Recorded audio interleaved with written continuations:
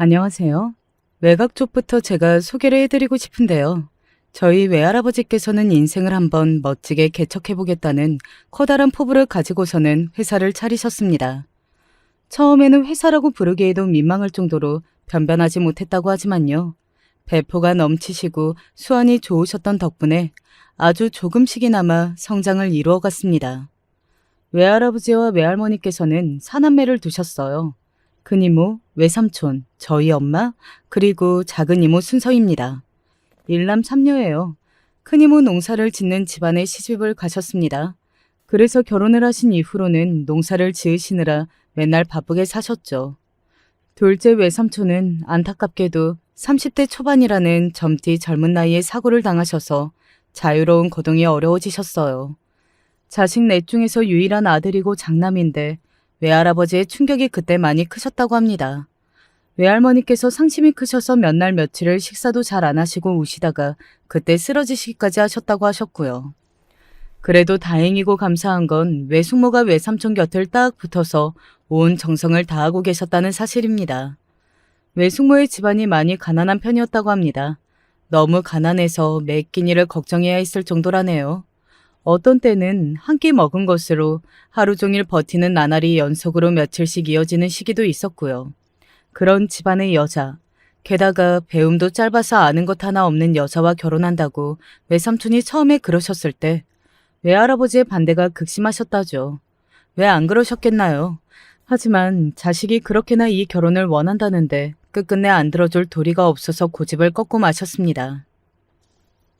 우리 귀한 아들이 고작 저런 여자하고나 결혼을 하다니.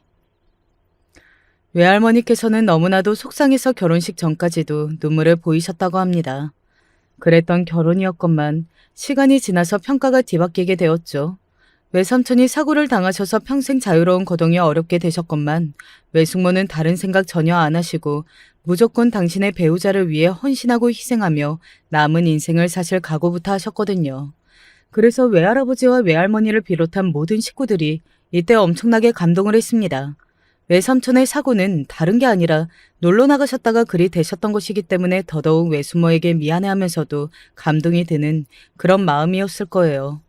외할머니께서는 그때부터 당신의 며느리에게 정말 살갑게 잘해주셨고 매사에 고마워하게 되셨답니다.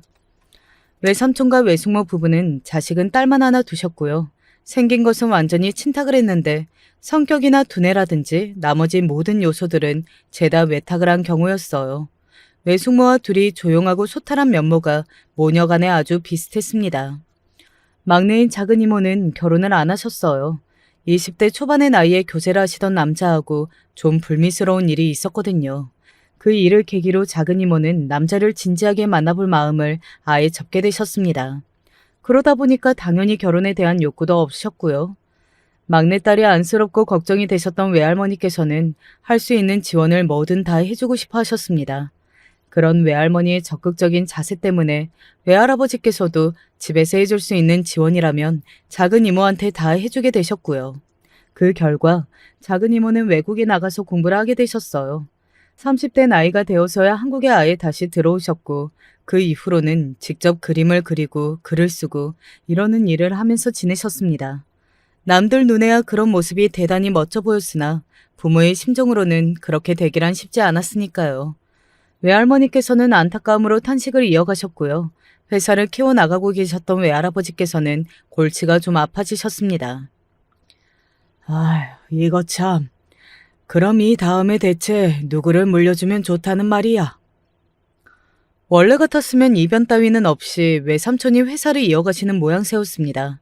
하지만 사고라는 이변이 일어났고 그게 많은 것을 바꾸어 놓았죠. 외삼촌의 하나뿐인 자식은 성격은 진하게 외탁을 해서 회사 일이라든지 그런 걸 할 게 못 되었고요. 게다가 손자가 아니고 손녀이기도 했죠.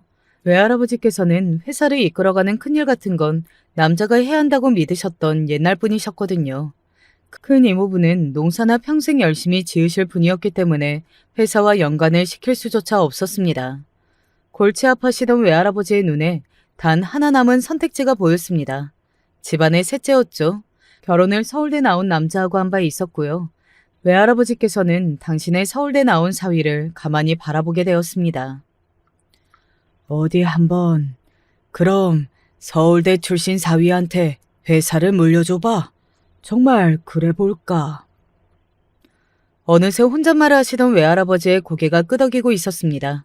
집안의 큰 이모는 워낙에 억척스러운 장녀였고 효녀였습니다. 일찍부터 그러했습니다. 외삼촌은 단연 온갖 기대를 받으며 특혜까지 독식하는 아들이었고요. 저희 엄마는 자기 오빠보다 절대 잘나면 안 되는 여동생이었습니다. 작은 이모는 나이 터울이 좀 있어요. 그런데 엄마는 외삼촌의 바로 아래 동생이었기 때문에 아무래도 자랄 때 비교를 많이 당하시면서 견제도 그만큼 받게 되셨던 것입니다. 기집애가 오빠 앞길 막으면 안 된다. 기가 드세면 안 된다.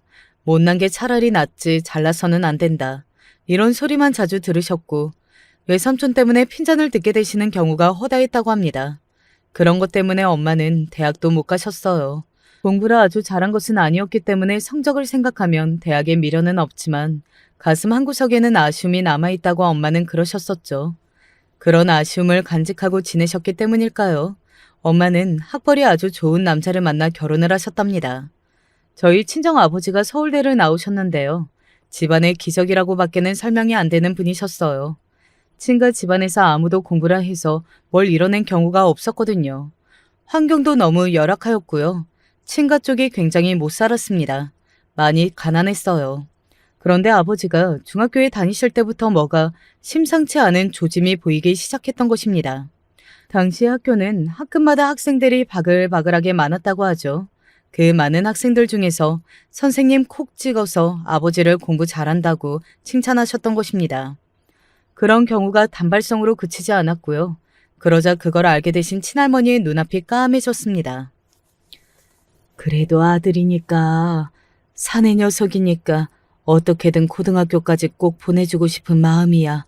진짜 간절했다고 하지만 그렇다고 해서 공부를 이렇게 잘하기를 바란 적은 없는데 이걸 어쩌면 좋아. 공부를 잘해서 그래봤자 뭘 하겠어. 얼른 돈이나 잘 벌 군리라는 게 낫지. 아무리 공부를 잘해봤자 집에서 공부 뒷바라지도 못해주고 대학에 합격해봤자 그 학비를 마련 못해줄 것 같은데 이걸 대체 어쩌면 좋을까? 그러니까 문제는 전부 다 돈 때문이었습니다. 돈이 없고 형편이 쪼들려서 자식이 공부를 잘하는 걸 알게 되었음에도 하나도 기쁘지 않았습니다. 웃을 수가 없었습니다. 부모로서 자식에게 죄책감이나 생길 뿐이었죠. 친할머니께서는 이를 어쩌면 좋을까 싶어서 안타까움에 발만 동동 구르셨습니다. 그대로라면 아버지는 공부를 잘하는다는 것 때문에 오히려 혼인하고 대학 같은 것은 꿈도 꾸지 못하시게 될 위기였습니다. 그러나 여기에도 있었던 거예요. 친가에도 존재하였던 것입니다. 어떤 게 존재했냐고요? 그건 바로 억척스러운 장녀였죠. 아버지에게는 누나가 있었습니다. 제 유일한 고모이신데요. 아버지가 드물게도 공부에 재능과 욕심이 있다는 걸 아시고는 결단을 내리셨던 거예요. 내가 악착같이 벌면 돼요. 죽을 각오로 임하면 안 될 일이 뭐가 있어요? 내 동생 내가 대학에 보내줄 거예요. 친할머니께서는 한숨만 푹푹 내쉬시는 걸 바라보며 고모는 그렇게 외치셨고 당신이 뱉으신 말을 지키고자 그 다음부터는 죽도록 열심히 사셨습니다. 쉬지 않고 일을 하셨어요. 가난한 집이 꼭 다 그런 건 아닌데 쉽게 보이는 특징이 뭔지 아시나요? 가난을 벗어날 수 있는 전공법은 알지만 모르는 척을 하면서 산다는 것입니다. 게으름을 피우지 않고 열심히 땀을 흘리며 일을 하고 돈을 벌며 그 돈으로 낭비 생활을 하지 않고 저축만 어느 정도를 해도 사는 형편은 점점 나아질 수밖에 없는 게 이치입니다. 그러나 이것을 알면서도 마치 모르는 척 그렇게 굴면서 살기 십장이죠. 헛된 시간을 보내고 그러면서 패배주의에 찌들어 있고 또 그러다 보니까 자신의 한계에 자꾸만 부딪혀서 무력해지시는 것이 반복되고 이런 식으로 가난한 형편이 지속됩니다. 친가 쪽도 그랬어요. 고모도 원래는 그러신 분이었습니다. 그런데 사람은 본래 목표라는 게 정확하면 그것을 향해 나아가면서 조금씩 발전을 이루거든요. 고모에게 어느 날 갑자기 내 동생 대학 보내기라는 일생일대의 목표가 생겨버린 것이었습니다. 그래서 고모는 지지부진하게 살던 당신의 지난 모습을 확 벗어 던지셨어요. 닥치는 대로 일을 하며 잠을 줄이셨습니다. 한 푼을 쓰는 게 아까워서 허리띠를 더욱 조르고 졸라 매셨습니다. 동네 사람들이 비웃음을 보냈습니다. 대학은 뭐 아무나 가나? 그것도 서울로 대학을 가겠다고? 명문대에? 괜한 기대나 했다가 크게 실망이 나는 거 아닌가 몰라. 저렇게 요난스레 학비부터 장만 안 하겠다는 게 보는 입장에서는 아주 걱정이 되는구만. 걱정을 한다고 입으로는 떠들면서 눈으로는 비웃는 기색을 하고 있었죠. 그러나 고모는 굴하지 않으셨습니다. 묵묵하게 이런 일 저런 일 가리지 않고 다 하셨어요. 그런 자식의 변화에 친할아버지께서는 못마땅한 기분이 되셨죠. 계속 거슬린다는 눈빛을 보내시다가 어느 날은 기어이 고모를 발로 뻥 걷어차기까지 하셨다고 합니다.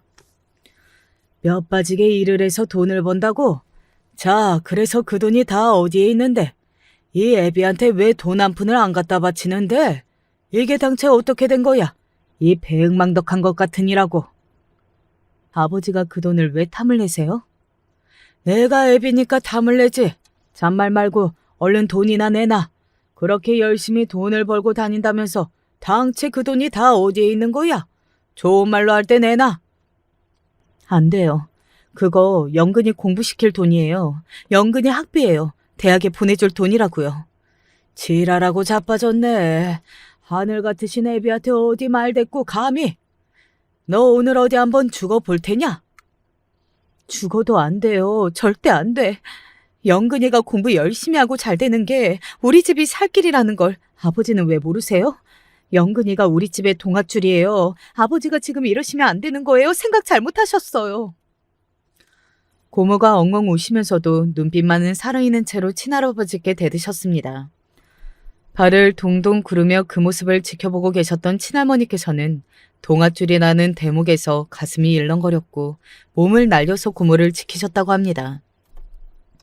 손바닥으로 고모의 머리를 때리고 발로 몸을 걷어차셨던 친할아버지께서 흠칫 당황하셨죠. 이 망할 여편네가 왜 이래? 아이고, 어떻게든 잘해보려고 애를 쓰는 자식한테 장하다는 소리는 못할 망정 때리기는 왜 때려요? 그만하셔요, 이제는. 제발 좀 그만하셔요. 뭘 그만해? 이것들이 단체로 농약을 처먹었나? 오늘 진짜 돌았어? 친할아버지께서는 혀를 끌끌 차셨지만 필사적으로 고모의 앞을 가로막으셨던 친할머니의 답지 않은 모습에 당황을 하신 것인지 더 이상 때리지 않으셨다고 합니다. 그리고 아버지는 귀가를 하시던 와중에 그 소리를 다 들으셨고 눈물을 나오르는 걸 꾹 참으셨다고 합니다. 차마 집 안으로 들어가지 못하시고 한참이나 밖을 서성이셨다고 해요. 반드시 공부로 성공을 해보일 것을 굳게 다짐하시는 계기가 되었습니다. 그렇게 아버지가 서울대 입학이라는 쾌거를 이뤄내셨던 것이었죠.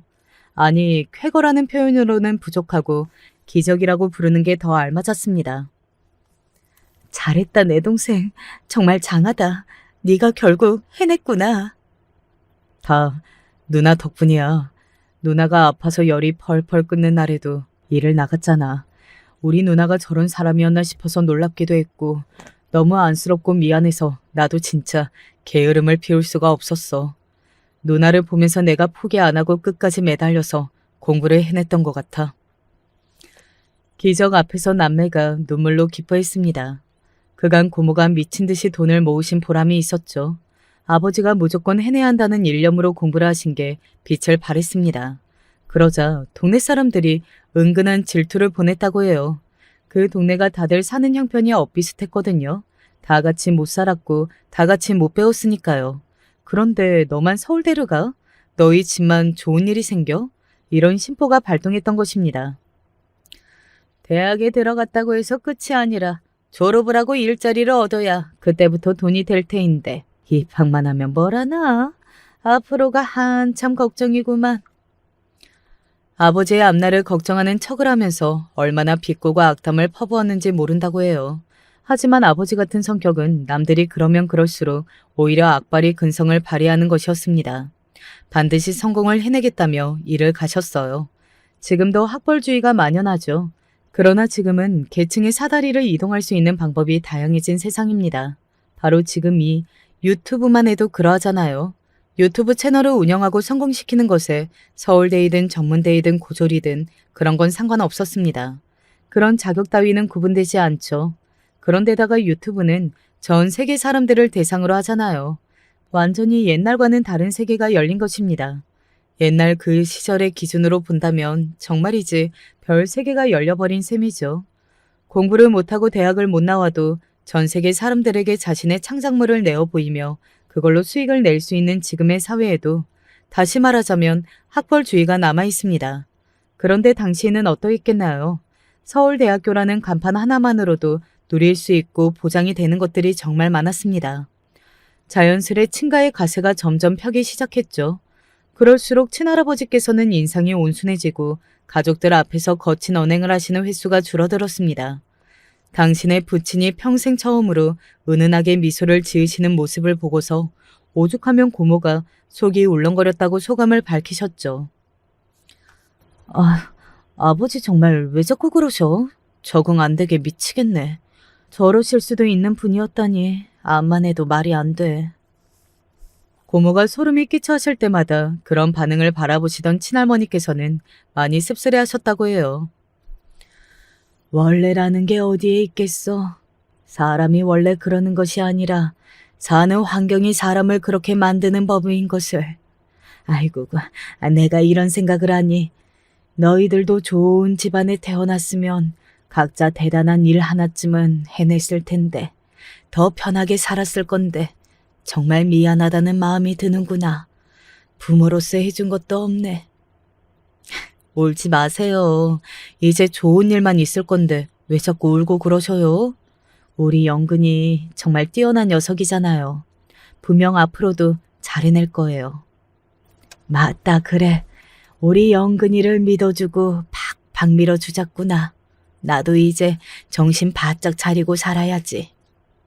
하루하루 버티면서 살아볼 생각만 했지 잘 살아볼 생각은 못 해봤던 친가의 변화가 일어나고 있었습니다. 물론 가장 놀라운 건 친할아버지의 변화였을 것입니다. 서울대를 다니는 아들에게 수준을 맞추려면 부끄럽게 다녀서는 안 된다고 하셨던 거예요. 그런 소리를 직접 입에 담으셨다는 것만 해도 정말 놀라운 일이었는데요. 하시는 일은 늘 변변하지 않았으나 어디를 가도 이제 당당하게 어깨를 펴고 다니셨고 눈빛에는 전에 없던 여유로움이 감돌았습니다.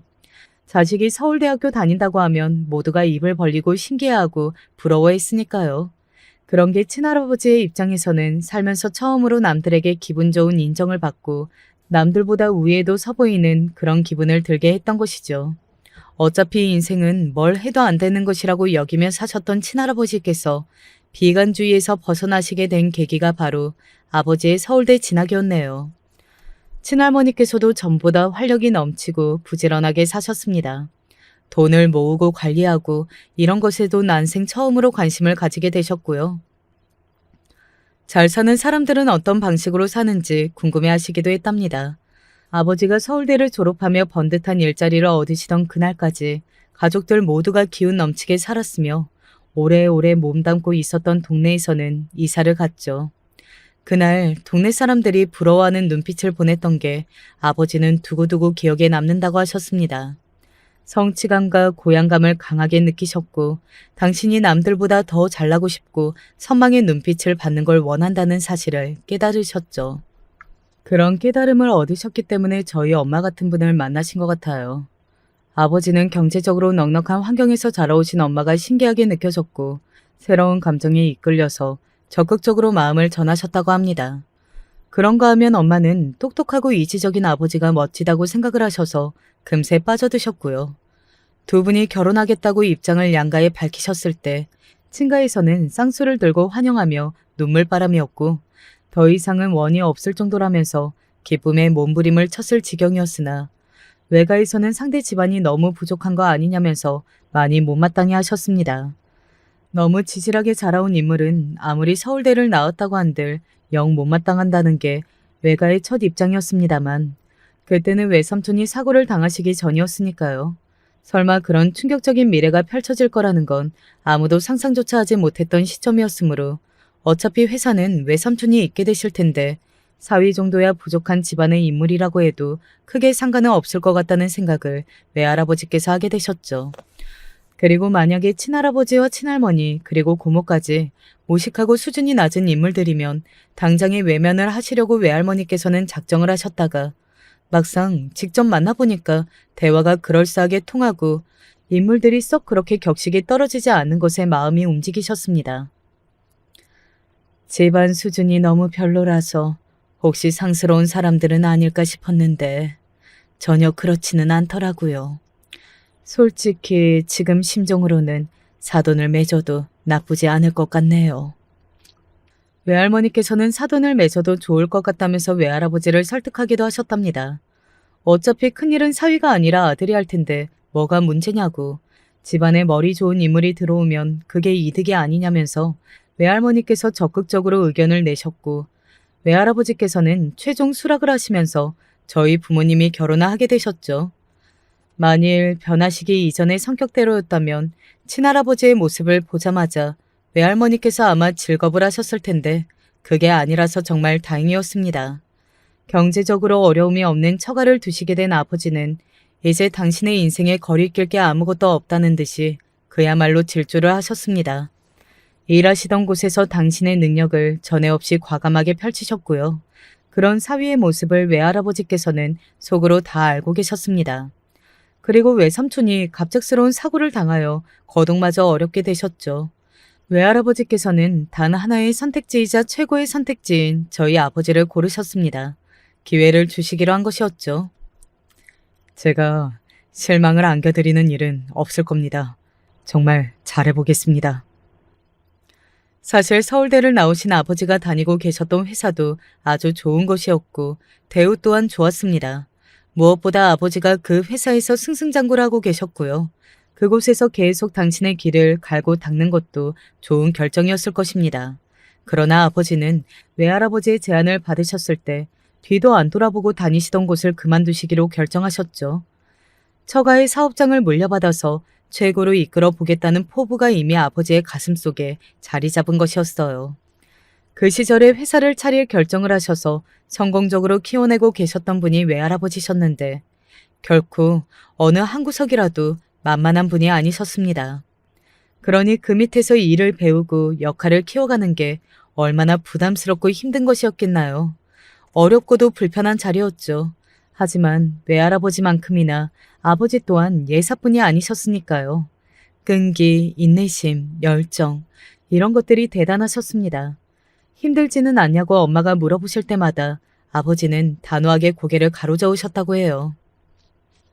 앞으로 뭘 해먹고 살지 그런 거나 걱정하면서 막막했던 어린 시절에 비하자면 지금 이런 고행은 아무것도 아니야. 거의 평생을 보고 살아온 한 동네 사람들이 우리 집을 향해서 성공하지 못할 거고 대학도 떨어질 거라고 그렇게 악담을 하는 것을 들어야 했던 그때에 비하자면 지금 내 심정은 조금도 힘들지 않아. 진정으로 아버지에게 있어서 힘들었던 시절은 따로 존재했으니까요. 아버지의 그릇이 크다는 걸 외할아버지께서는 점차 인정하실 수밖에 없었고 회사를 물려주시기로 아예 결심을 하게 되셨죠. 엄마는 복잡한 감정을 느끼며 기뻐하셨습니다. 나는 평생을 우리 아버지 회사는 근처도 못 가볼 거라고 생각했었는데 오빠의 앞날을 막으면 안 되는 주제 파악이나 하면서 조용히 지내야 하는 여동생이었으니까 딸 주제에 아들보다 앞서면 안 되는 거라는 소리만 실컷 들어왔건만 결국은 우리 오빠는 진작 나가 떨어졌고 내 남편이 우리 아버지의 회사를 이어받는구나. 인생이 참 묘하게 돌아간다. 엄마는 자식들에게 공부의 필요성과 중요성을 몇 번이고 강조하셨습니다. 당신의 인생에 남은 아쉬움은 공부와 관련이 있었으니까요. 또한 가난하고 뭣도 없는 인생에서 태어난 아버지가 당신의 인생을 바꾸어 버린 게 공부였으니까요. 가난한 동네에서 억척스럽게 지내셨던 제 고모는 성인이 되신 이후에도 맞춤법을 잘 모르셨고 영어라고는 헬로우밖에 모르셨던 분이었습니다. 그러셨던 분이 해외여행을 다니시다가 인연을 만나서 결혼을 하셨고 해외에 그대로 정착하게 되었죠. 멋진 정원이 딸린 주택에서 매일같이 황홀한 풍경을 눈에 담으시면서 사시는 인생이 되었고요. 제가 아는 고모는 원래 그런 분이었는데 사실은 힘들고 고되고 꿈도 없고 무식하기만 했던 과거가 고모에게 존재했다는 사실을 처음 알았을 때 얼마나 놀랐던지 모릅니다. 사람의 운명이 그렇게나 크게 바뀌는구나 싶어서 신기하기도 했었죠. 당연히 고모가 뒤늦게나마 한글 공부이며 영어 공부를 원 없이 배우실 수 있었던 것과 가고 싶은 나라를 마음껏 가보실 수 있었던 건 전부 아버지의 덕택이었어요. 아버지는 당신이 받으셨던 게 무엇이었는지 결코 잊지 않으신 분이었습니다. 고모의 희생을 가슴에 새기셨던 아버지가 다 보답을 하셨던 것이었죠. 그 결과 고모의 인생이 완전히 바뀌었고요. 친할아버지와 친할머니 모두 과거에 그렇게 쪼들리면서 신경질을 내고 한숨이나 맨날 푹푹 내쉬면서 지내셨던 분이었다는 게 전혀 믿어지지 않을 정도였고요. 이러한 사실들은 저에게 무척 깊은 인상을 남겼습니다. 제가 공부를 게을리할 이유가 전혀 없었죠. 저도 공부를 아주 열심히 해서 제 인생을 멋지게 펼쳐보고 싶다는 생각이 들었습니다. 하지만 같은 핏줄을 타고났으며 같은 환경에서 자라났어도 생각하는 게 다를 수 있는 모양이더라고요. 제가 첫째였고요. 남동생이 둘째입니다. 가만히 보면 제 남동생은 아주 옛날부터 저와는 많은 부분이 달랐던 듯 싶네요. 저는 제가 첫째이기 때문에 더 많은 책임감을 가지고 자라야 한다는 마음이 항상 있었습니다. 아버지를 닮았던 것일 수도 있어요. 제가 무조건 성적을 잘 받아야겠다는 생각이 학창시절에 가득했죠. 공부를 열심히 해서 좋은 대학을 가고 저의 뛰어난 가치를 증명해 보이면 아버지처럼 멋지게 인생 역전이라는 그림도 그릴 수 있을 것 같았습니다. 물론 저는 아버지와 천차만별인 환경에서 태어나 자랐지만요. 경제적으로 조금 더 어려울 것 없는 인생이었으나 그렇다고 해서 꿈을 안 꾸는 건 아니잖아요. 어려웠기에 그만큼 간절했던 시절의 아버지처럼 저도 똑같이 꿈을 꾸며 살아가며 뭐든 될 거라 믿었죠. 반면에 남동생은 자신에게 주어진 풍족한 환경을 너무나도 잘 알고 누리는 인물이었습니다. 어차피 열심히 공부를 하는 것도 전부 다 좋은 대학에 가기 위해서이고 그건 다 취업을 잘하기 위해서이고 취업을 잘하려는 건 돈을 잘 벌기 위해서잖아. 이미 우리 집이 돈 많고 잘 사는데 왜 열심히 공부를 해야 돼? 남들보다 훨씬 앞선 출발점에 서 있는데 노력까지 열심히 하면 뒤처진 채로 출발하는 사람들에게 미안하잖아. 그런 짓은 미안해서라도 나는 별로 열심히 안 살고 싶어. 어렸을 때는 마냥 귀여운 녀석이었는데 말이죠. 사춘기를 지나서면서부터 약간 반항을 좀 하더니만 언제부터인가 공공연히 저런 소리나 입에 달기 시작했습니다. 무조건 명문대학교에 입학을 해낼 각오로 공부를 하던 저를 비웃는 소리이기도 했습니다. 그러나 저는 흔들리지 않았고 서울대는 아니지만 바로 아래에 오는 아주 좋은 대학에 입학할 수 있었습니다. 저는 스스로가 자랑스러웠죠. 남동생은 고등학교 때 부모님이 억지로 과외를 시켜주시고 값비싼 학원에 보내주시는 등 지원을 아끼지 않은 결과 서울 소재의 중상위권 대학에 들어갔습니다. 제가 해낸 결과와는 차이가 많이 났죠. 그때 외할아버지께서 남동생을 두고 하셨던 말씀이 제 심장에 내려앉게 만들었어요. 꼭 우리나라 최고의 대학이 아니면 어떠냐? 적당한 자질만 갖추었으면 그걸로 된 일이지. 어차피 부전자전일 테니 나중에 회사를 물려받으면 아주 잘 해내겠어. 훌륭한 사위의 뒤를 잇는 건 그 피를 받은 손자라고 보셨습니다. 그 안에 소녀라는 선택지는 없었습니다. 외할머니께서는 명문대 간판을 단 소녀도 참 멋지다고 해주셨으나 외할아버지께서는 본래 큰일은 남자가 하는 거라고 하시며 그래봤자 회사를 물려받는 것과는 하등 상관이 없다고 하셨죠. 저는 맹세코 나중에 회사를 이어받을 욕심을 가진 적은 없었습니다. 그런 목표로 열심히 달려온 게 아니었어요. 그렇지만 제가 여자라는 이유로 완전히 배제가 되었다는 사실에 미칠 것 같은 무력감이 찾아왔습니다. 저희 엄마는 당신이 차별받아서 너무 힘들었던 경험이 있다고 하시며 저희 남매를 성별로 차별하지 않으셨습니다. 그런 환경에서 자란 저였기에 면역이 안 되어 있어서 더더욱 상처가 되었나 봐요. 이제 아버지가 회사를 도맡아 계셨지만 외할아버지의 영향력이 아직 있었고 집안의 최고 어른이셨죠. 열심히 공부를 하고 명문대를 나오면 더 멋진 미래와 운명이 저를 맞아줄 거라고 막연하게 믿고만 달려온 제가 동화 속에 빠져있는 순진한 어린아이처럼 느껴져서 부끄럽고 민망했습니다. 그때부터 저도 모르게 심적으로 방황을 했죠. 저는 사춘기 홍역 한 번은 안 겪고 커온 모범생이었습니다. 그랬건만 뒤늦게 사춘기라도 찾아온 모양이었어요. 밑도 끝도 없이 심란했고 열심히 살아봤자 인생에 뭐가 있나 싶었습니다. 그러다가 외할아버지께서 어느 날 갑자기 쓰러지셨고 혼자 거동도 못하게 되셨으며 말씀도 어눌하게 뱉으셨고 정신마저 깜빡깜빡하게 되신 것에 제가 인생의 허무함을 느꼈죠. 한평생 치열하게 달려와 봤자 막판에 건강 문제 한번 크게 겪은 것으로 저렇게 힘들어지다니 사는 게 뭘까 싶어서 머릿속이 복잡했습니다. 정말 뒤늦게 찾아온 사춘기였나 봐요. 가장 심적으로 외로울 때 경계해야 할 게 있죠. 바로 누군가를 만나는 것입니다. 외로움의 틈을 비집고 상대가 너무 쉽게 들어와 버리니까요. 명문대 진학을 해냈을 때까지만 해도 저는 이왕이면 최고로 잘난 남자를 만나서 결혼하고 싶었죠. 그러나 수년이 지나면서 제가 이런저런 심경의 변화를 많이 겪었던 탓인지 객관적인 조건에서 최고로 잘났다고 하기에는 많이 어려운 어떤 남자와 결혼을 꿈꾸게 되었습니다.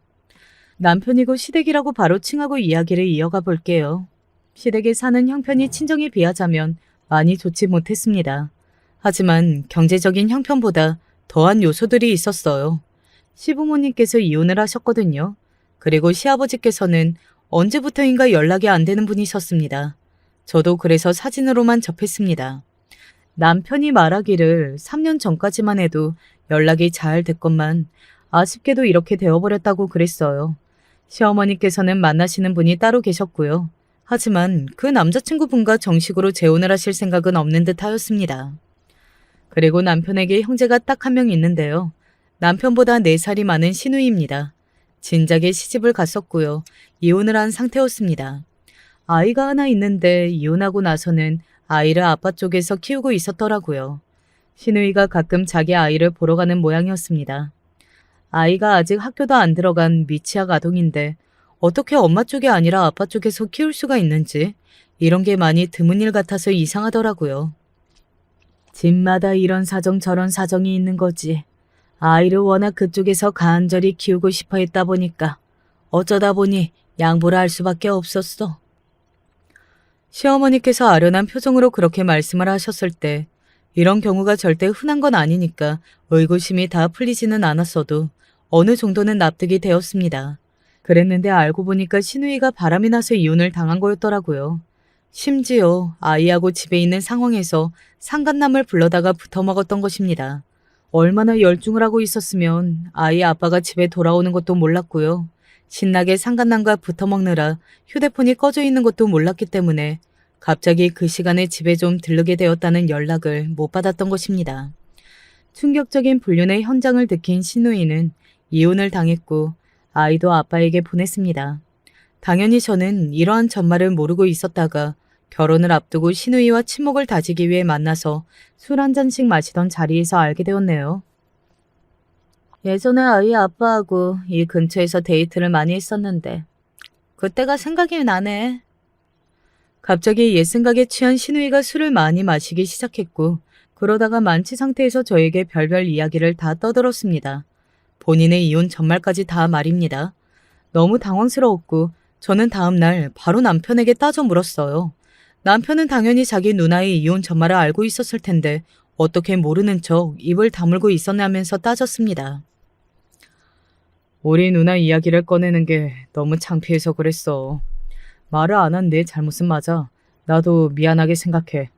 그치만 어차피 결혼은 우리 둘이 하는 거잖아. 그게 상관은 없는 것이니까 너무 연연하지 말았으면 좋겠어. 그래도 어떻게 그런 엄청난 이야기를 숨겨? 친척 정도만 됐어도 내가 아니래. 근데 친누나의 이야기잖아. 정말 미안해. 우리가 결혼할 생각만 하면서 내가 너무 들떴나 봐. 그래서 다른 부분에서 신경을 잘 못 썼던 것 같아. 그런데 남편이 너무 속상해하면서 눈물까지 글썽이니까 이 마음 여린 사람을 제가 몰아붙였구나 싶어서 머쓱해졌고 좀 미안하더라고요. 친누나라고 해도 어쨌든 본인의 일은 아니니까 남편의 입장도 타당하다 싶었고요. 시댁의 이모 저모가 마음에 걸려서 그렇지 남편 자체는 정말 마음에 들었습니다. 잘 맞았어요. 그러나 제가 푹 빠졌던 것이었겠죠. 같은 대학을 나오기도 했고요.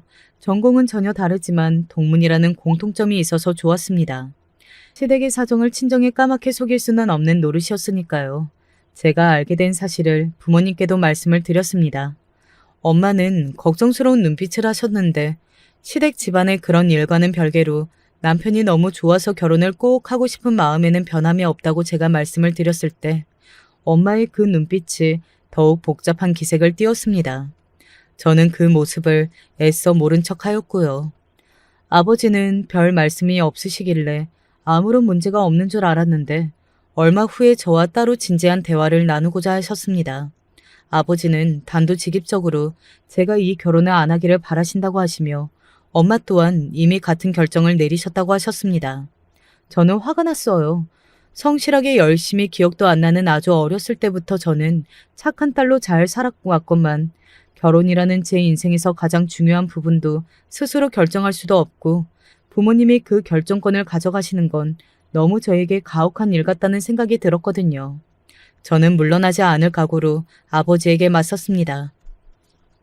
집안 사정이 안 좋은데 이 약 물고 열심히 해서 대학 잘 간 게 아버지와 비슷하지 않나요? 그것만 봐도 훌륭한 남자예요. 나는 집안 사정이 그보다 훨씬 더 안 좋았지. 그런 와중에 네 고모가 나를 위해 희생해서 쉬지 않고 돈을 벌었지. 내 학비이며 생활비 그런 걸 다 대주었어. 아버지가 태연히 받아치셨습니다. 아버지에게는 훌륭한 누나가 있었으나 남편에게는 문제 많은 누나만 있을 뿐이었죠. 이 한 번으로 저는 질 수 없었기에 다시 맞섰습니다. 할아버지 할머니도 옛날에는 많이 다르셨다면서요. 사람은 변하는 거예요. 좋은 환경을 만나면 그렇게 돼요. 그래, 두 분은 난 놓고 기억자도 모르시는 분들이었어. 하지만 이혼은 안 하셨다. 어찌됐든 서로에게는 서로뿐이셨어. 제 시부모님은 이혼을 하셨고 오래전에 남이 되셨죠. 또다시 제 시댁 집안이 더 못된 것으로 결론이 나자 저는 이판사판이다 싶어졌습니다. 그래도 어쨌든 저는 결혼할 거예요. 어차피 아버지 회사는 제가 물려받을 수 있는 것도 아니잖아요. 저는 앞으로 그냥 적당히 살고 싶어요. 동생 대신에 제가 그렇게 대충 살았어야 했어요. 아등바등 노력하고 코피 쏟아가며 공부를 할 필요가 없었죠. 어차피 딸이라서 크게 될 것도 아니고 큰일을 할 수 있는 것도 아닌데 왜 그랬을까 싶어요. 아버지, 저 그냥 결혼하게 해주세요. 이제라도 제 꿈을 이루고 인생을 멋지게 개척할 수 있도록 그렇게 해달라고요. 나는 당최 네가 왜 지금 이렇듯 자기 연민에 빠졌는지 그 이유를 모르겠구나. 똑부러지는 우리 집 효녀가 언제부터 이렇게 됐을까? 이제 와서 궁금해하지 마세요. 아버지는 회사 일로 늘 바쁘셔서 저한테 신경 써준 적도 없잖아요.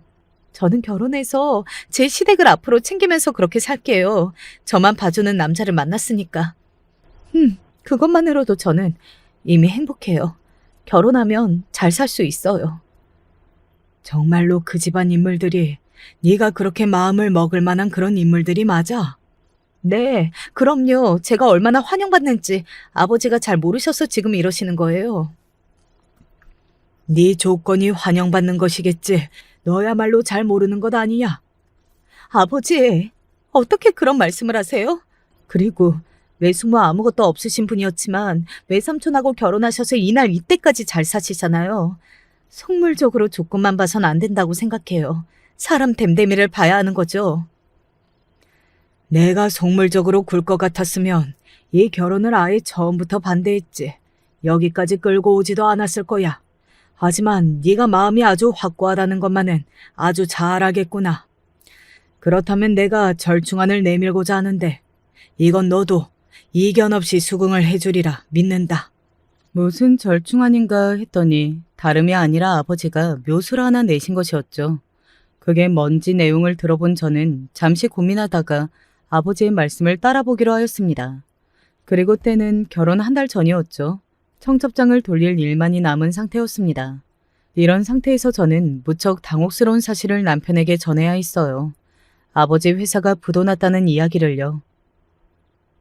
회사 그렇게 된 거 아시면 지금 외할아버지 상태에서는 충격받고 바로 돌아가실까봐 외할머니께도 아직 못 전했어. 제가 눈물을 꾹 참으면서 소식을 전하고 있었는데 남편은 계속 넋이 빠져 있었습니다. 자기가 들은 게 꿈인지 생시인지 구분이 안 간다는 모습이었죠. 그래도 우리 신혼집은 내년쯤 매매해서 들어가고 지금은 가지고 있던 빌라에 들어가기로 해서 다행이다. 그치? 그건 우리 고모 거라서 일단 안전해. 고모가 가끔 한국에 들어오실 때마다 지내시던 집인데 우리가 신혼집으로 일단 쓰기로 했던 그 선택부터가 이제 보니까 아주 현명했던 거야. 아, 맞아. 그 고모님 있잖아. 돈 좀 없으셔? 미국에서 되게 잘 사시잖아. 지금이라도 아버님을 도와드릴 수는 없을까?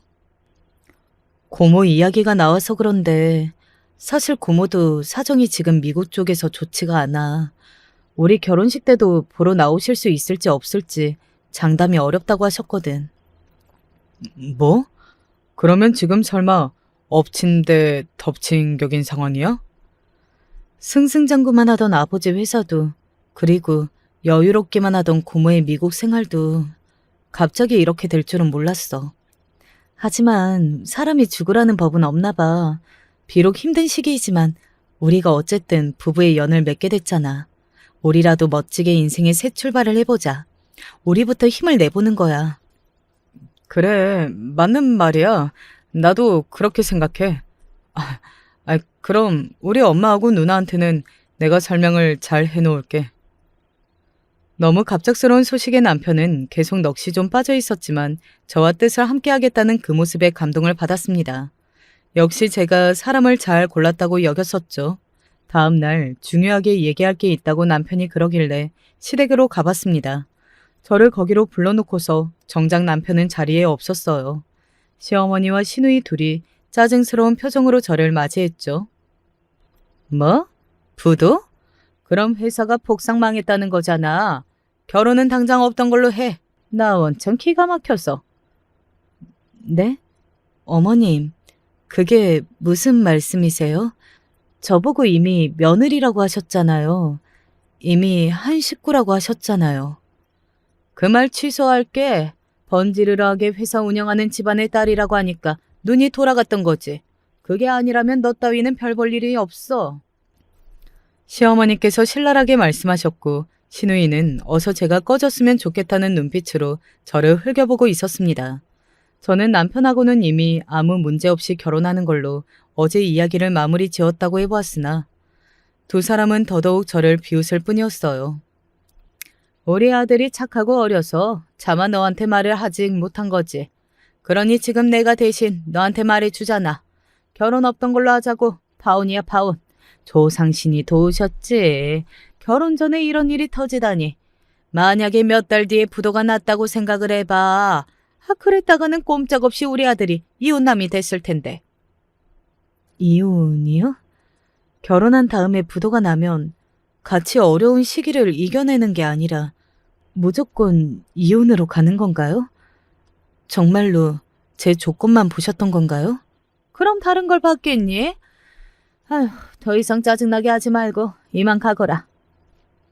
저는 시어머니의 짜증스러운 외침 앞에서 헛웃음이 나는 바람에 얼른 발길을 못 떴습니다.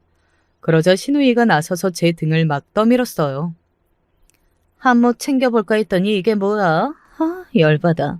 그러니까 얼른 꺼져 이 망하려나. 제가 엉거주춤하면서 빨리 안 걸으니까 시누이가 답답했는지 저를 계속 떠밀면서 빌라 건물 밖까지 나왔습니다. 그러자 건물 앞에 광택이 빛나는 까만색 고급 차량이 서 있는 게 보였죠. 특이한 건 그 차량 옆에 정장 차림의 남자가 서 있다는 것이었고요. 그 남자는 저를 발견하자마자 뒷좌석 문을 열었습니다. 그 광경을 제가 시누이와 함께 쳐다봤죠. 뒷좌석에서 내린 인물은 바로 제 아버지셨습니다. 결론이 난 것 같구나. 네. 결혼 없던 일로 하겠습니다. 아버지가 옳았어요. 이 결혼은 안 하는 게 맞는 거였네요. 제가 틀렸음을 시인했습니다. 제 옆에서 신우이는 얼이 빠져 있었고 상황을 보러 나오셨던 시어머니께서 깜짝 놀라서 얼른 다가오셨어요. 부도가 났는데 왜 이렇게 멀쩡하지? 너무 놀란 나머지 그런 혼잣말을 크게 뱉으시더군요. 아버지가 무덤덤하게 답하셨습니다. 부도가 난 적이 애초에 없으니까요. 정말 부도가 났는지 확인도 제대로 안 해보고 다짜고짜 파혼을 선언하는 무식한 집안이라니. 이런 집안과 하마터면 사돈을 맺을 뻔했다는 게 모골이 송연해집니다. 뭐라고요? 설마 그러면 사람을 시험하셨다는 거예요? 거짓말로? 시어머니께서는 얼굴이 금세 민망함에 달아오른 채로 따져 물으셨습니다. 하지만 아버지는 조금의 미동도 보이지 않으셨어요. 네, 그러면 거저 잡수시려고 했습니까? 세상을 너무 만만하게 보시는 것 아닌지요? 그러니까 그러고 사시는 거겠지만요. 제 아버지 앞에서 시댁은 상대도 안 됐습니다. 시어머니께서 망연자실하여 땅바닥에 털썩 주저앉으셨고 시누이는 아버지와 함께 차를 타고 떠나려는 저를 붙잡으려고 난리였습니다. 저한테 이왕 이렇게 된 이상 돈이라도 빌려주면 안 되겠냐고 하더군요. 이것도 인연인데 돈이라도 빌리고 싶다는 그런 헛소리에 저는 고개를 가로저으며 아버지와 차를 타고 그곳을 떠났습니다. 그리고 차가 출발하자마자 창문 밖으로 얼빠진 모습의 남편이 보였어요. 상황이 어떻게 되는지 보려고 시댁 근처를 어슬렁거리던 모양이었습니다. 그 꼬라지에 저는 아주 쓴웃음이 났죠. 왜 아버지가 성공하셨는지 알겠어요. 비단 공부를 잘하셔서 결혼을 잘하셔서 그런 것 때문만은 아니네요. 저는 씁쓸하게 중얼거렸고 아버지는 한숨이 섞인 웃음을 지으시며 제 손을 꼭 잡아주셨습니다. 내가 천년만년은 못 살아도 어디 100년 정도는 살아볼까 한다. 건강관리도 열심히 하면서 회사를 운영해 볼 거야. 내 자식들 중에 누가 나의 뒤를 이으면 좋을지 생각하고 판단을 할 시간이 아직 많이 남아있다는 뜻이지. 그리고 나는 이왕이면 욕심 많고 꿈도 많은 쪽이 회사를 물려받았으면 싶구나. 아버지가 그렇게 말씀하셨을 때 저는 심장이 터지는 줄 알았습니다. 지난 몇 년간 제가 부끄러운 방황을 했다는 사실도 그제야 적나라하게 깨달아지면서 쥐구멍이 있다면 숨고만 싶었네요. 속 시원히 결혼이 없던 일로 만들고 온 저를 엄마는 따스하게 맞아주셨죠. 제 인생은 바로 지금부터라는 생각이 들었습니다. 평생 저의 남편으로 살 뻔했던 그놈은 후회로 피눈물을 흘렸죠. 내가 잘못했어. 내가 생각을 한참 잘못하는 바람에 아니지. 내가 생각을 잘못한 게 아니라 우리 엄마하고 누나가 전부 잘못한 거야. 둘이 멋대로 결정을 다 내리고 멋대로 움직이더라. 나는 억울해. 자기를 다시 받아달라면서 제 앞에서 질질 짤던 그놈의 모습을 보는 동안 콩깍지가 다 벗겨졌습니다. 자기 모친이며 누나를 이제 보니까 쏙 빼닮았더라고요. 한 가족일 수밖에 없었습니다. 저는 아무런 미련도 없이 상대조차 안 해주고 그놈을 뻥 차버렸죠. 그 뒤로도 아쉬움에 몸부림치면서 자기 주변에다가 저랑 다시 연결 좀 해달라고 오만 소리를 다 하고 다녔던 모양인데 아무런 성과는 없었답니다. 그리고 저는 정신을 차리고 멋진 인생을 위해 하루하루를 이전보다 훨씬 더 보람되게 살아나가는 중이네요. 안녕하세요. 오늘처럼 이렇게 쌀쌀한 날이 되면 옛날 생각이 납니다. 그 상처가 언제쯤 아물지는 모르겠습니다.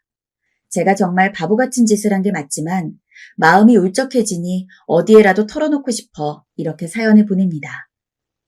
모든 사람들이 다 자기 부모님한테 애정이 깊다곤 하지만 저는 유독 남들보다 더 저를 키워주신 부모님을 사랑했던 것 같아요. 특히 엄마를 제일 사랑했죠. 남들이 엄마가 좋아, 아빠가 좋아 물어도 저는 단 한 번도 아빠가 좋다고 이야기하거나 잠시라도 대답을 망설인 적이 없어요. 그냥 자연스레 엄마가 좋다고 생각했으니까요. 사실 저희 집안은 좀 아픈 과거가 있습니다. 아빠의 사업으로 정말 길거리에 다 나앉을 뻔한 적이 있었거든요. 아빠가 엄마 몰래 사업한다고 빚 끌어다 쓴 게 나중에 걸린 데다가 그 사업까지 망한 탓이었죠. 그 당시 사채업자가 엄마한테 전화해서는 제가 다니는 초등학교까지 알고 있다면서 돈 안 갚으면 저한테 해코지라도 할 것처럼 이야기했던 기억이 아직도 선명해요. 그때 엄마가 절 지키기 위해 결국 최후의 수단으로 이혼을 선택하고 재산 뺏길 일 없게 만들어서 지금의 제가 있을 수 있었거든요. 너는 나중에 꼭 능력 있는 여자가 되어야 한다. 남자한테 의존해서 살면 안 돼.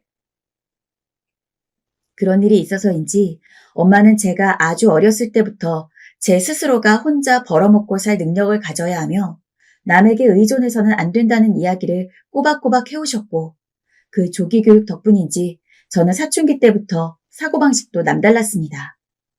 보통 사춘기 때 애들은 대학 가기 위해서 국영수사과 과목을 열심히 공부하고 학교 성적 잘 나오기 위해서 애쓰는 게 대부분이었지만 저는 그 시절부터 돈을 벌기 위한 것들을 하나하나 살펴보면서 내가 할 수 있는 무언가를 찾아 나가야만 진정으로 나중에 자립할 수 있는 어른이 된다고 생각했어요.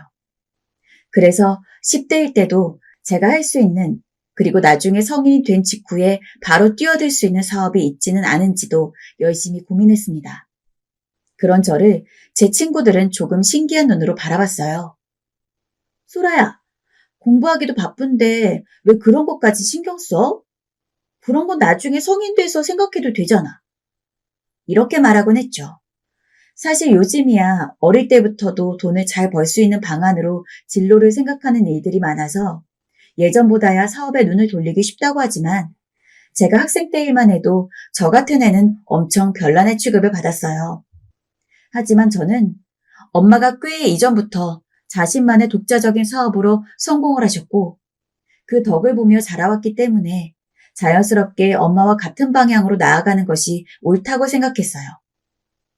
그래서 여느 애들이 공부를 하는 것과 마찬가지로 제게는 이런 방향의 꿈을 꾸는 것이 그리 독특하지도 어려운 일도 아니었어요. 하지만 결론을 말씀드리자면 저는 대학을 졸업한 뒤에서야 작은 사업을 시작했습니다. 원래는 그냥 대학도 안 가고 미리 사업할 아이디어만 제대로 구상해서 성인이 되자마자 자본금을 벌고 바로 사업을 진행해 보려고 했는데 엄마가 반대를 하셨기 때문이에요. 소라야, 그 나이 때에만 즐길 수 있는 낭만과 청춘이 있는 거야. 그리고 대학도 작은 사회생활이란다. 초등학교, 중학교, 고등학교 역시 사회지만 대학은 그 범위부터가 다르지. 그렇게 남들과 어울려서 지내는 일도 경험해보면 그 또한 나중에 사업할 때 있어서 좋은 원천이 될 거야. 혼자 하는 사업이라고 해서 다른 사람들이랑 교류하는 일이 없는 건 아니니까. 그러니까 일단 대학에 가서 많은 사람들과 교류하면서 그 사람들이 어떻게 사는지도 보고 폭넓은 시선을 갖추고 와.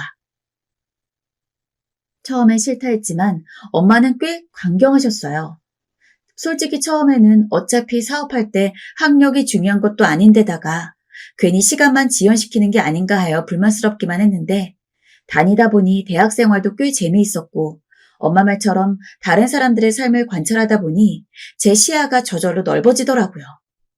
아는 것도 많아지고요. 그때 사귄 친구 몇몇이랑은 지금도 연락하면서 서로 필요한 일 있을 때 도움도 주고 있어서 엄마 말을 듣기를 잘한 것 같더라고요. 대학 다니면서 제가 맨날 사업 외치고 다니니까 제 영향받아서 진로를 바꾼 친구도 한 명 있는데 그 친구랑은 정말 사업하는 종류만 다를 뿐이지 최고의 파트너라고 해도 과언이 아닙니다. 그런데 한번 돈을 버는 맛에 빠지니까 다른 거 눈에 들어오지도 않더라고요. 대학에 다닐 때만 해도 남들처럼 평범한 연애도 하고 동아리라던가 MT 같은 것도 빠지지 않고 참석할 정도로 다른 사람들이랑 어울리는 걸 좋아했는데 엄마에게 사업 팁을 전수받아서 제 사업을 시작하고 그걸로 꽤 큰 돈을 벌어버릇하니까 하루하루 늘어나는 통장 잔고 보는 게 제 인생에서 가장 큰 취미가 되었고 이제는 기존에 알던 사람을 제외하고는 일부러 새로운 사람을 만나는 건 시간 낭비, 돈 낭비라고 여겼어요. 자연히 연애도 저랑은 먼 나라 별세계 이야기였죠. 야, 돈도 잘 버는데 이제 남자 좀 만나라. 연애는 언제 하려고 그래? 결혼은? 몰라. 언젠가 하게 되겠지. 지금은 사업이 중요해. 한 살 한 살 늘어가면서 절 오래 아는 친구들이 잔소리도 하곤 했지만 그때마다 저는 친구들의 말을 귓등으로 들었어요. 친구들의 주선으로 소개팅을 몇 번 해보긴 했지만 마음에 들어차는 남자가 없었기에 그냥 이렇게 평생 혼자 살 거라고 생각한 것 같아요. 딱히 남자를 안 만난다고 해서 외롭다는 느낌을 받아본 적도 없으니 지금처럼 살며 엄마랑 천년만년 지내야겠다 싶었어요. 하지만 집신도 제 짝이 있다는 말이 정말이었나 봐요. 생각지도 못한 곳에서 저는 지금의 남편을 만나게 됩니다. 남편은 그럭저럭 이름 있는 기업에 다니는 회사원이었어요. 그리고 저는 사업적인 목적으로 남편이 다니는 회사에 갈 일이 있었죠. 회사 사장과 단독 대면을 하는 일이 있었는데 당시 저를 사장실까지 안내해줬던 사람이 남편이었고 이때를 기점으로 저는 남편과 사적인 연락을 이어가게 되었습니다. 절 보자마자 처음 번호를 물어봤던 것은 남편이었어요. 일로써 들린 곳에서 그런 접근을 받을 거라고는 상상도 못해서 어버버하다가 얼떨결에 준 번호였던지라 처음에는 그냥 몇 번 연락을 하다가 금방 끊을 거라고 생각했죠. 하지만 남편과 나누는 대화는 생각보다 재밌었습니다. 일상적인 일이기만 했던 밥 먹고 커피 마시는 것조차 남편과 하니 즐거웠죠. 아주 유머 감각이 있는 사람은 아니었지만 남편은 사람을 은근히 편하다는 생각이 들게 만드는 재주가 있었습니다. 저는 일에서는 철두철미한 편이었지만 그 외의 사교 생활에선 좀 이런 말하기 그렇지만 분위기를 싸하게 만드는 재주가 있었거든요. 사교성은커녕 남들과 사적인 대화를 시작하면 무슨 말을 해야 할지 몰라 아무 말이나 막 던지곤 했는데 그런 저를 몇몇 사람들은 좀 이상하게 바라봤죠. 정확히 콕 집어 말하자면 제가 소개팅했던 그간의 남자들이요. 그렇게 알게 모르게 어려움이 있던 사람이었기에 저는 반대의 매력을 가진 이 남자가 더 좋았습니다. 그때 번호 물어봐줘서 고마웠어요. 요새 창민 씨 만나는 게 제 낙인 거 알아요? 저는 사실 일밖에 모르는 사람인데 창민 씨랑 만나는 시간이 진짜 재밌고 좋아요. 제 딴은 은근히 마음을 떠보는 말이었습니다. 그런데 들려오는 남편의 대답은 제가 생각한 것보다 더 적극적이었죠. 아마 제가 더 그럴걸요? 저는 소라 씨 만나는 날만 기다리고 있는데요. 그 말에 어찌나 심장이 쿵쿵거리던지 100만 년 동안 안 뛰던 심장이 남편의 한마디에 이제야 작동하는 건가 싶을 정도로 주체할 줄 모르고 뛰어대기 시작했죠. 그 뒤 남편을 만날 때마다 제 심장은 자연스레 그리 반응했습니다. 그쯤 되니 사귀자는 제의를 먼저 해야 할 것 같았고 약 2달 정도 알고 지냈을 때 제가 먼저 조심히 연인 관계에 대한 이야기를 꺼냈습니다. 남편은 제가 먼저 사귀자고 할 줄은 몰랐는지 놀랐지만 곧 흔쾌히 제 제안을 수락했고 그 이후로 저희는 생각보다 더 알콩달콩한 커플이 되어 지냈습니다.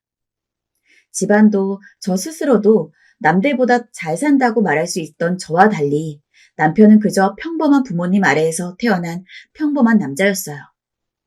조금 다른 특징이 있다면 동생이 4명이나 되는 집의 장남이라는 점이었죠. 일반적으로 이렇게 사는 환경이 차이가 많이 나면 결혼할 때 어려움이 있을 거라고 생각하겠지만 저희는 생각보다 쉽게 결혼 허락을 받았어요. 시부모님이야 뭐 저도 능력 있고 집안도 잘 살고 하니 쌍수 들고 환영하셨던 터라 처음부터 아무 문제가 없었고 오히려 남편이 저희 엄마한테 인사를 드리러 올 때 걱정을 많이 했죠. 평소 긴장이라곤 안 하는 사람이 한우 선물 세트를 든 손까지 덜덜 떨어가면서요. 당신 어머니가 나 마음에 안 들어 하시면 어쩌지? 잘난 딸 데려간다고 나 싫어하시면 어떡해. 웃음으로 무마하려 했지만 남편은 진정으로 떨고 있었습니다. 허나 워낙에 성격이 시원시원하셨던 저희 엄마는 본인이 잘 사시기에 당신 딸 남편이 재정적으로 조금 부족하다 해도 전혀 개의치 않으셨어요. 오히려 당신 딸이 결혼한다는 것 자체를 감격스러워 하셔서 조금은 주책 맞으실 정도로 그 기쁨을 주체하지 못하셨죠. 창민 씨라고 했죠? 이야기 많이 들었어요. 환영해요. 난 얘가 일만 하고 죽을 때까지 혼자 살까봐 걱정했는데 이렇게 좋은 사람이랑 만나고 있었으니 내 속이 다 시원하네요. 꼭 10년 묵은 갈증이 내려간 것 같아. 저희 엄마는 금방 남자친구 부모님과의 상견례 자리를 잡자며 저보다 더 열성적으로 제 결혼 준비를 해주셨어요.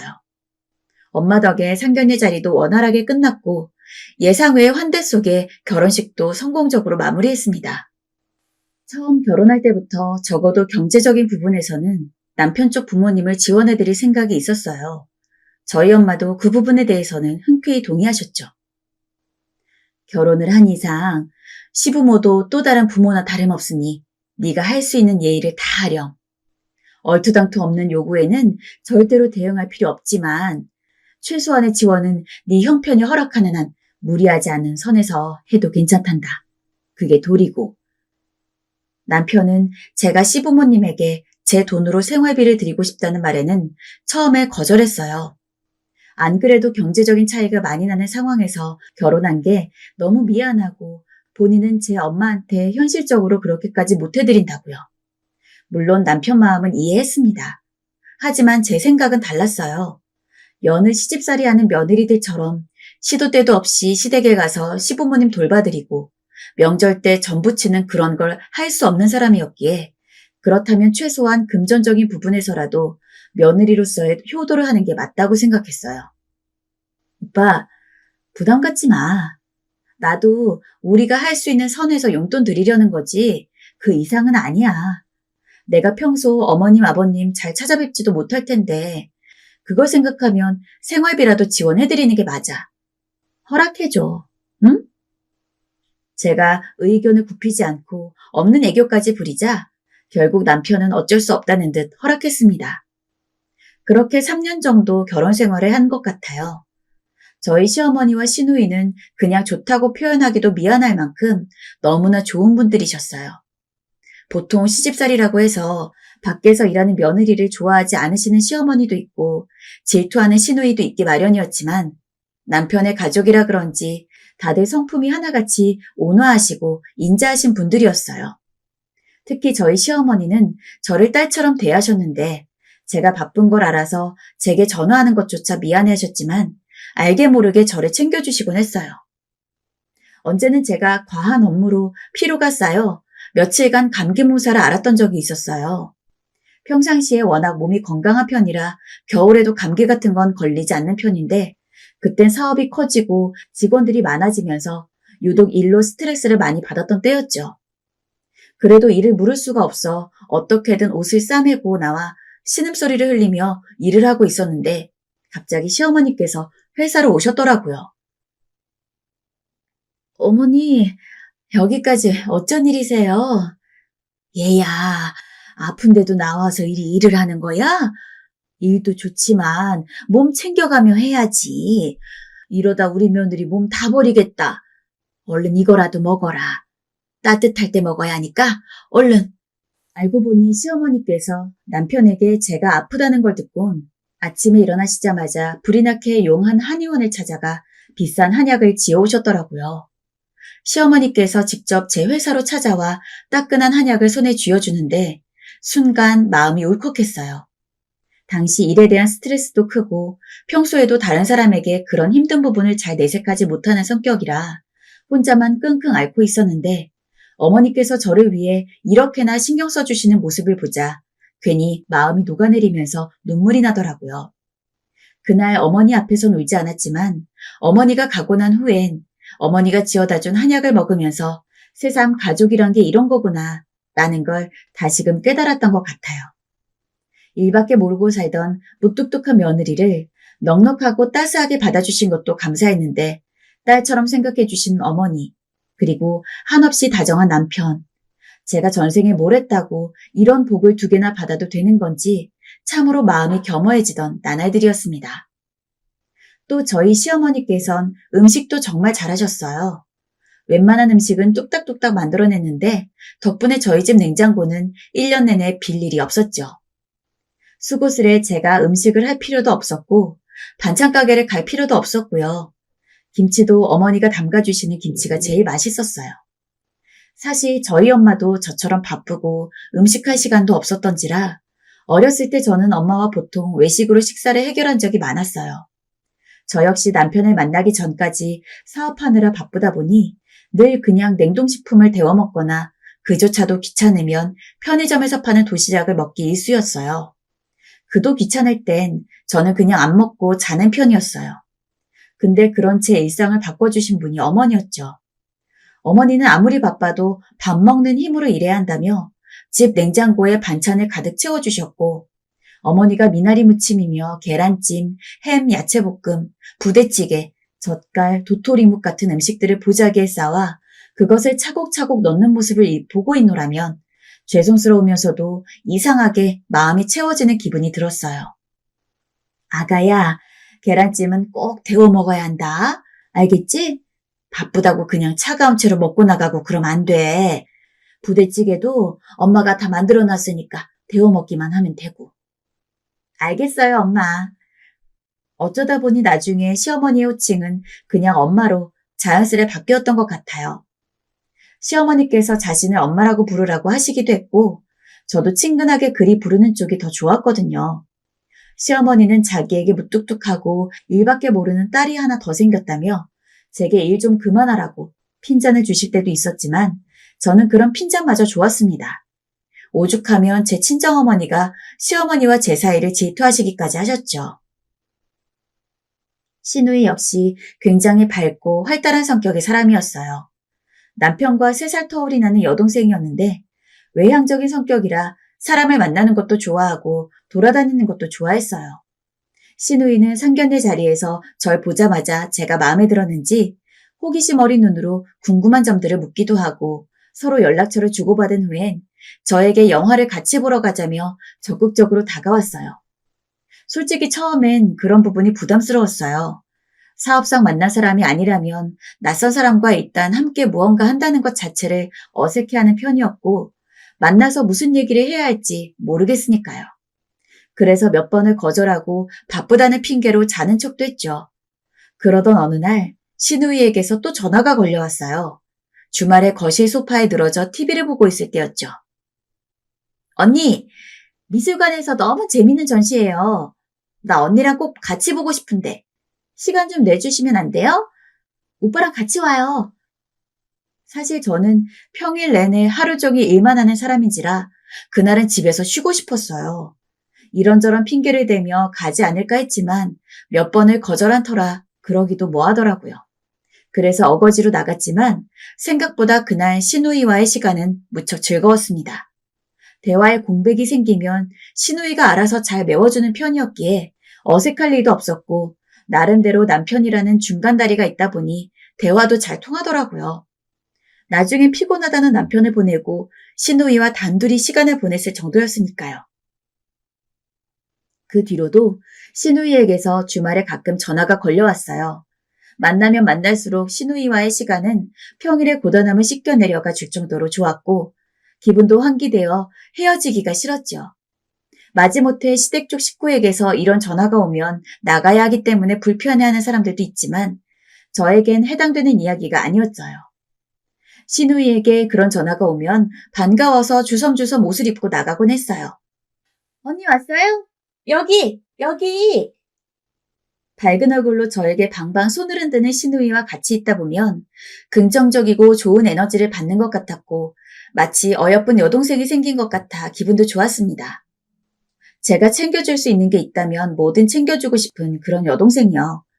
시누이는 실제로 제게 애교처럼 이거 사달라 저거 사달라 요구하기도 했습니다.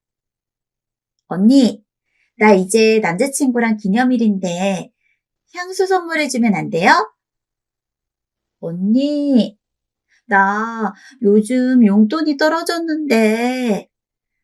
전 시누이의 한마디면 당장 계좌에 돈을 넉넉히 입금해주곤 했습니다. 사회초년생이 무슨 돈이 있을까 싶기도 했고 어쨌든 돈이 풍족하면 생활이 편해지니까요. 그러던 어느 날 시누이의 생일이 다가왔습니다. 저는 시누이에게 뭘 해줄까 고민하다가 지금까지 워낙 물질적인 선물을 많이 해줬기 때문에 이번에는 손수 만든 케이크와 편지를 주었습니다. 솔직히 요리 체질이 아니라 힘들긴 했지만 만드는 내내 시누이가 좋아할 걸 생각하니 기분이 좋더군요. 언니, 이게 뭐예요? 아가씨가 좋아할 것 같아서 직접 만들어봤어요. 생일 축하해요. 내심 시누이의 반응을 기대하며 수줍게 말했지만 제 선물을 받은 시누이의 표정은 굉장히 떨떠름했습니다. 아, 하는 대답에서 끝이 났죠. 신우이의 반응이 그러니 저도 괜한 걸 줬나 싶어 찝찝하기 매한가지였어요. 명품백이나 선물해 줄 걸 하면서요. 나중에 둘만 있을 때 이 얘기를 털어놓고 나니 신우이는 그날 남자친구와 싸워서 기분이 안 좋았다고 하더라고요. 그 후 사업이 커지면서 일이 좀 더 바빠져 친정 부모도 시부모도 자주 보러 갈 형편이 되지 못했지만 명절이나 생신 때만큼은 꼬박꼬박 찾아뵈었고 남편도 남편대로 바쁘지만 종종 시간 내서 본인 부모님한테 전화를 드리고 고맙게도 저희 엄마한테도 전화를 걸어주었어요. 오히려 저보다는 남편이 더 엄마를 잘 챙겨드린 것 같아요. 엄마도 가끔 제가 전화를 하면 이서방이 너보다 낫다 라며 장난을 치곤 했으니까요. 모든 관계가 다 원만했고 일도 나쁘지 않았기에 제법 행복하다고 느끼며 살고 있었는데 그때 일이 터졌습니다. 이소라 씨 핸드폰 맞나요? 네, 맞는데 누구시죠? 여기 병원인데 지금 좀 와보셔야 할 것 같습니다. 뜬금없이 병원에서 걸려온 전화. 무슨 일이냐고 하니 엄마가 쓰러져서 실려왔다는 이야기였습니다. 일하던 것도 멈추고 바로 남편에게 전화해서 자초지종만 대충 설명하고는 차를 몰고 엄마가 있는 병원에 갔죠. 링게를 꽂은 채 자고 있는 엄마를 보고 의사에게 대체 무슨 일이냐며 물었는데 의사는 청천벽력 같은 말을 했습니다. 엄마 몸에 암이 자라고 있고 이미 완치하기가 어려운 상황이라고요. 언제나 건강해 보이던 엄마였기에 믿을 수가 없었습니다. 재차 정말 저희 엄마가 암이라고요? 하고 물었고 의사 선생님은 지금 할 수 있는 건 시일을 조금 늦추는 항암 치료 정도가 전부일 거라며 마음의 준비를 하라고 이야기했습니다. 수술도 가능하다곤 했지만 큰 효과는 없을 거라고 했죠.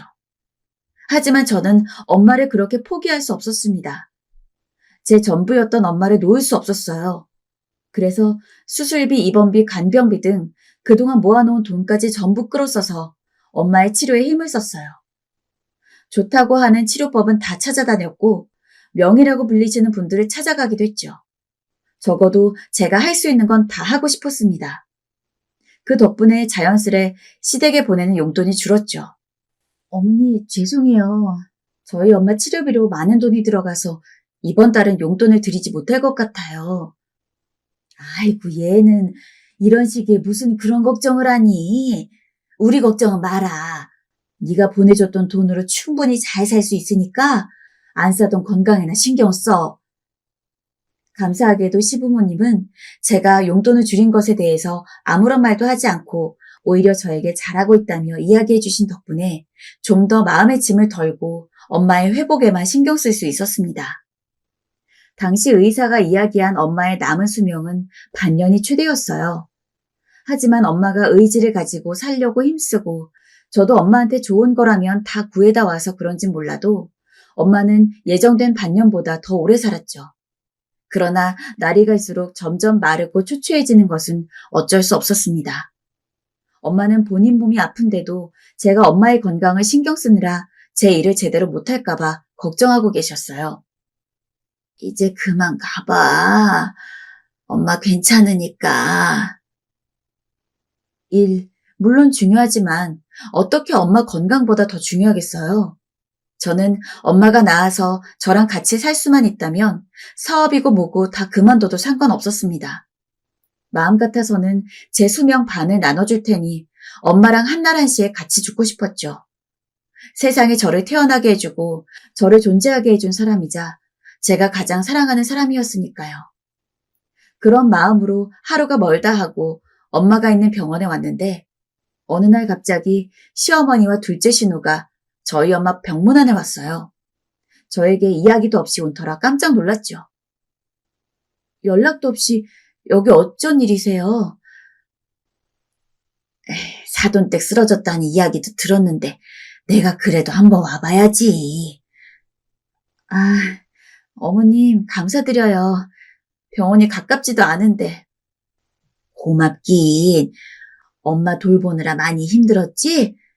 우리가 왔으니까 조금이라도 좀 쉬거라.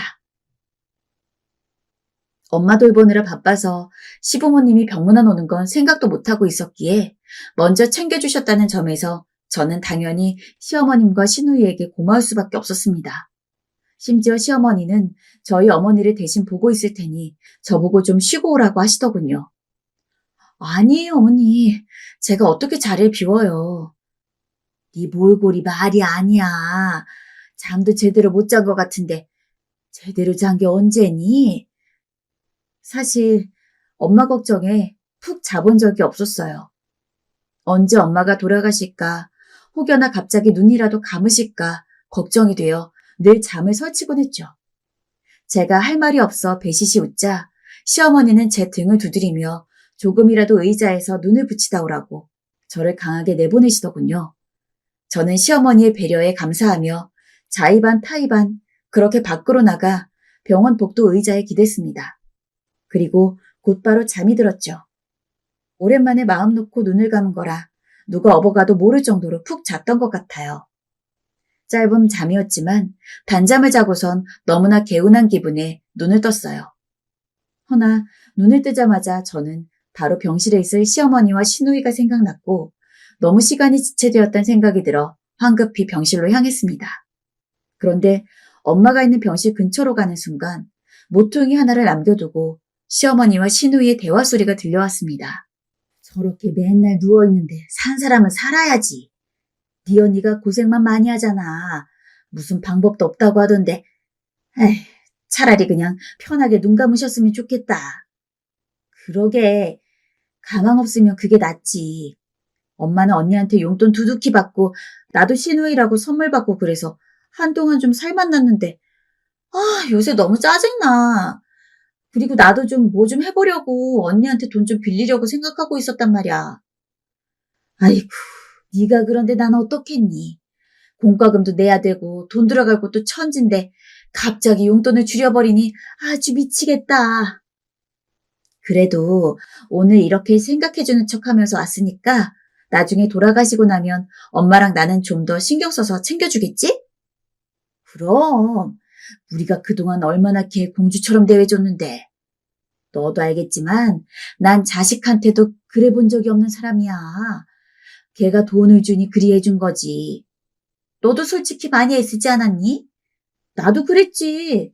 주말이면 피곤해 죽겠는데 새언니 끌고 돌아다니느라 얼마나 힘들었는지 몰라. 말은 또 얼마나 많은지 한 번 만나면 헤어지려 하질 않아서 떼어놓는 게 아주 고역이었다니까. 그래도 뭐 그 값으로 명품백 받았으니까 퉁치는 거지 뭐. 저는 그 소리를 듣고 두 귀를 의심할 수밖에 없었습니다. 믿을 수 없는 충격적인 이야기에 절로 발걸음이 멈췄습니다. 저런 이야기를 할 거라고는 생각도 못했고 설사 하더라도 바로 엄마가 누워있는 병실 문 앞에서 저런 대화를 나누는 몰상식한 사람들일 줄은 꿈에도 상상할 수가 없었죠. 우스운 상상이겠지만 제가 환각을 보고 환청을 듣는 거라고도 생각했어요. 내가 정말 제대로 들은 건가 하는 마음에 머리가 어지러웠지만 혹시 몰라서 저는 핸드폰을 들어서 둘째 시누이와 시어머니가 나누는 대화를 모두 녹음해 두었습니다. 은근히 엄마가 얼른 죽기를 원하는 말들이 하나둘 오갈 때마다 손이 바들바들 떨렸어요. 당장이라도 앞에 뛰쳐나가서 무슨 이야기를 하고 있는 거냐고 머리채를 잡고 뺨이라도 한 대 크게 날리고 싶었지만 차마 엄마가 있는 곳에서 소란을 피우고 싶진 않았기에 일부러 헛기침을 하면서 제가 가고 있음을 알리고 예정대로 엄마 병실에 먼저 들어갔어요. 그런데 시어머니가 뒤이어 병실에 들어오더니 저희 엄마를 보자마자 흐느끼더라고요. 어머니, 왜 우세요? 그냥 사돈이 이렇게 누워있는 걸 보니 내 마음이 편치 않아서 말이다. 네가 얼마나 걱정이 많았겠나 싶고. 아, 네. 사돈어른, 내가 요새 사돈어른이 걱정돼서 밤에 잠이 안 와요. 얼른 일어나셔야죠. 네? 우리 모두 기도하고 있어요. 나는 사돈이 일어날 거라고 믿어 의심치 않아요. 시어머니의 가식적인 말에 옆에서 시누이까지 나오지도 않은 눈물을 짜내며 흑흑거리고 있는 꼴을 보니 속에서 구역질이 올라왔어요. 불과 몇 분 전까지 제 엄마가 돌아가시기만 바라는 사람이 앞에서는 세상 그 누구보다 걱정되는 척, 안쓰러운 척 하는 모습을 보니까 화가 머리끝까지 치솟아서 제어가 안 되는 느낌이었어요. 감사합니다. 우리 소라 예뻐해 주시고 잘 보살펴 주신다고 들었습니다. 정말 감사해요. 저희 엄마는 아무것도 모르고 눈물마저 글썽이며 시어머니의 손을 꽉 붙들었습니다. 저는 아무것도 모르는 엄마 얼굴만 보고 참았습니다. 당장이라도 뒤집어 엎고 싶었지만 혹여나 아픈 엄마가 잘못될까봐 앞에서 티낼 순 없었습니다. 저는 엄마 옆에 있겠다는 핑계로 두 사람을 배웅하지 않았고 조용히 화를 사겼습니다. 시어머니는 대단스럽게도 그 이후에도 더 착한 척이 하고 싶은지 저에게 병문안을 오고 싶다며 종종 연락 오곤 했지만 저는 병원 핑계를 대었어요. 엄마가 안정을 취해야 한다고 해서 저도 꼭 필요할 때 빼고는 요새 병원에 자주 안 오고 있어요. 오지 않으셔도 돼요. 이렇게라도 시어머니가 다시는 엄마가 있는 병원을 찾아올 수 없게 했습니다. 시누이에게서 걸려오는 전화도 받지 않았고요. 생각할수록 치밀어 오르는 배신감에 이를 악물어야 했습니다. 그제야 시누이가 생일날 왜 제 선물을 받고 표정이 떨떠름했는지 알 수 있었죠. 시누이에게 저는 그저 돈 대주는 물주였을 뿐이었으니까요. 처음에 저는 남편에게 이 일을 알리려고 했어요. 너무 속상한 나머지 제가 녹음한 이 파일을 남편에게 들려주고 싶었습니다. 그런데 막상 그러려고 하니 저와 달리 성격이 유약한 남편이 충격을 많이 받을 것 같았어요. 어머니와 시누이에 대한 믿음이 강하고 유대관계까지 끈끈한 사이에 이 일을 말했다간 정말 돌이킬 수 없는 일이 생길 것 같더라고요. 그래서 혼자 마음 아파 오는 한이 있더라도 고민 끝에 이 일은 그냥 저만 아는 일로 묻어두기로 했죠. 그 와중에도 엄마는 하루가 다르게 말라가고 더 아픈 사람처럼 변하고 있었어요. 신경 쓸 것도 많고 가슴 아팠지만 애써 내색하지 않았어요. 제가 힘든 만큼 엄마도 힘들 테니까요. 게다가 시어머니나 둘째 시누이 때문에 당장 화를 내기에는 남편이 너무 저희 엄마에게 지극정성이었습니다. 저를 따라서 엄마를 돌본 것은 물론이고 평소 일을 하고 와서도 오늘 장모님은 어땠어? 라며 매일같이 엄마 안부를 물었으며 한 번은 술김에 엄마가 걱정된다며 저 대신 울어주기도 했습니다. 남편이 그렇게 온 진심을 다하기에 저도 남편 얼굴을 봐서라도 그때의 일을 참고 넘길 수밖에 없었죠. 저는 그저 엄마의 손을 잡으면서 조금만 더 버텨달라고, 내 곁에 조금만 더 남아있어달라고 조용히 기도했습니다. 약 1년을 병간호에 매달리며 엄마가 낫기를 기도했지만 결국 엄마는 다음해 겨울쯤에 세상을 떠났습니다. 그나마 한 가지 위안이 있다면 제가 옆에 있을 때 돌아가셨기에 엄마의 마지막 가는 모습을 볼 수 있었다는 것 뿐이었죠. 남편은 엉엉 우는 제 목소리에 반차를 내고 바로 오겠다며 이야기했고 저는 남편이 오는 것을 기다리며 엄마를 모실 납골당과 장례식장을 알아보고 있었어요. 어떻게든 다른 생각을 해보려고 해도 눈물이 멈추질 않았습니다. 불과 하루 전까지도 잘 자라는 인사를 나누었는데 이제 더 이상은 엄마와 그 어떤 대화도 할 수 없다는 게 믿기지 않았죠. 하지만 아무리 받아들이기 힘들어도 현실이었습니다. 30분 뒤 남편이 오고 저는 남편과 함께 본격적으로 장례식 준비를 시작했죠. 부고 소식을 들은 지인들이 엄마의 마지막 가는 길을 배웅해주기 위해 왔고 얼마 지나지 않아서 시댁 식구들도 왔습니다. 시어머니와 둘째 신우도 당연히 왔죠. 솔직히 둘의 얼굴을 보기 전까지는 이전의 일을 잊어가고 있었는데 장례식장에서 시어머니와 둘째 신우를 보니 이전과는 비교도 할 수 없을 정도로 충동적인 감정이 일었습니다. 아니, 잊고 있었다기보다는 엄마의 병세 때문에 생각할 겨를이 없었다는 게 맞겠죠. 그런데 그 상황에서 시어머니가 망발을 퍼붓더군요. 사돈어른도 이렇게 가는 게 편했을 거야. 아, 호상이지 호상. 아마 좋은 데로 가셨을 거다. 호상이요? 100세 시대예요? 아니 아가야. 내 말은 그게 아니라 네가 좀 많이 예민한가 보구나. 저를 위로해주는 척 호상이라는 말을 제 면전에 대고 하다니 참을 수 없었습니다. 그리고 100세 시대인데 어떻게 아직 젊은 엄마 보고 호상이라니요. 그 소리를 듣고 예전 일이 생각나면서 더 이상은 남편 얼굴만 보고 시어머니와 둘째 신우가 병문안 왔을 때 나누었던 대화들을 참고 넘길 수가 없었어요. 그래서 외가 식구들에게 잠시 조문객들을 맞이해달라고 하고 시댁 식구들을 다 모아 장례식장 한편에 딸린 방에 문 닫고 들어가 이전에 녹음했던 대화들을 틀었습니다. 다들 처음엔 제 행동에 어리둥절한 얼굴이었지만 시어머니와 둘째 시누이만은 녹음 파일을 틀자 점차 얼굴이 창백해져 갔죠. 전 알고 있는 내용이었지만 장례식장에서 다시 한번 들으니 흐르는 눈물을 주체할 수 없었습니다. 인간으로서 어떻게 그럴 수가 있는지 따져 묻고 싶었죠. 녹음 파일 재생이 끝나자 제 눈빛은 분노로 가득했고 시댁 식구들은 모두 얼빠진 모습을 하고 있었습니다. 엄마, 대체 이게 뭐야? 이거 엄마가 한 말 맞아? 맞냐고! 그게 말이다. 오해야, 오해. 모든 게 다 오해야. 무슨 오해요? 어떻게 딸 같다고 한 이 사람한테 그런 말을 할 수 있어요? 남편은 저를 대신해서 시어머니에게 따져 물었습니다. 모두가 놀랐겠지만 특히 남편이 제일 놀랐습니다. 본인 어머니 그리고 동생이 설마 남의 병실 앞에서 저런 대화를 했을 거라고는 상상도 못했다는 얼굴이죠. 저도 그랬는데 시어머니 아들인 남편은 더 그랬을 겁니다. 그나마 다행인 것은 적어도 그 자리에서 다른 시댁 식구들은 전부 시어머니와 둘째 신우를 질책하면서 저에게 대신 미안하다고 사과를 했단 점입니다. 아마 조금이라도 시어머니나 둘째 신우 편을 드느라 중립을 유지하는 것처럼 구는 사람이 있었다면 저는 아무리 엄마 장례식장이라고 하더라도 있는 대로 뒤집어 엎었을 거거든요.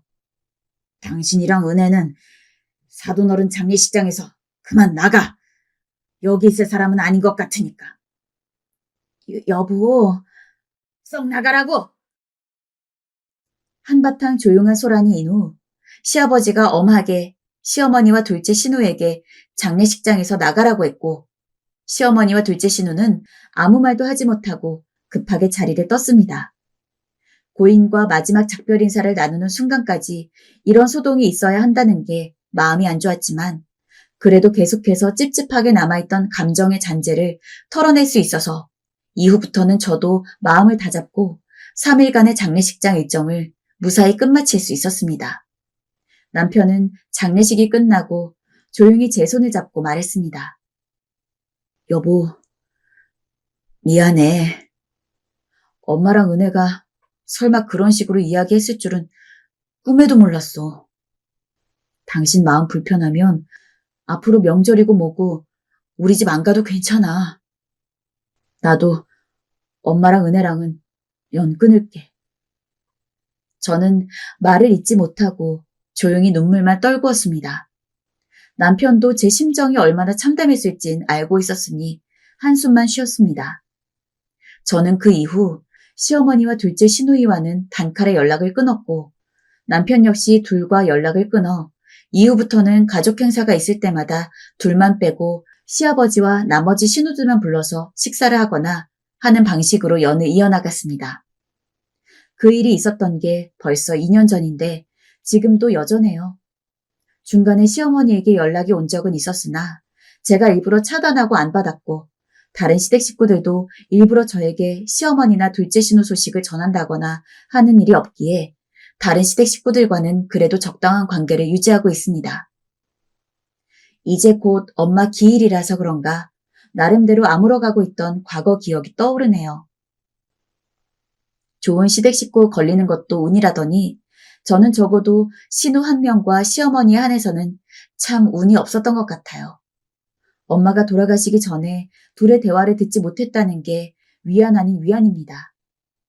그래도 둘째 신우 빼고 나머지 신우들과 시아버지는 시댁 식구로서 정말 좋은 분들이고 남편도 제게는 너무 과분한 사람이라서 그냥 남편이랑 시댁 식구 보면서 살아가고 있어요. 저 이제 더 돌아가실 부모님도 없으니 그때와 같은 일이 또 일어나진 않겠죠? 정말 마음고생 많이 했으니까 앞으로라도 이런 일 없이 행복하게 살다가 가는 게 제 바람입니다. 여러분들도 고생 없이 남은 시간을 잘 보내셨으면 좋겠어요. 사연 들어주셔서 진심으로 감사합니다.